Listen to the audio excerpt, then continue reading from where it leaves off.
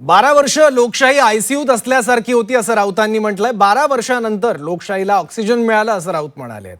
प्रधानांच्या राजीनाम्यानंतर संजय राऊत यांनी ही प्रतिक्रिया दिली आहे।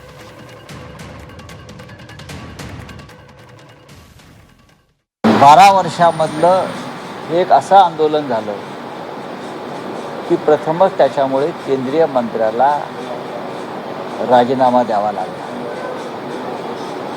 लोकशाही जी या देशामध्ये मृतप्राय झाली होती, त्या लोकशाहीला योगदान देणारी ही आजची घटना आहे आणि त्याबद्दल या देशातल्या तरुण वर्गाचं अभिनंदन करावं तेवढं थोडंच।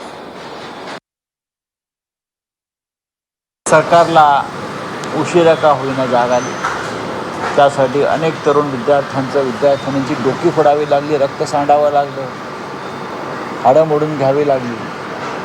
दुर्दैवानं हे घडलं, पण त्याचं फळ हे चांगलं मिळालं।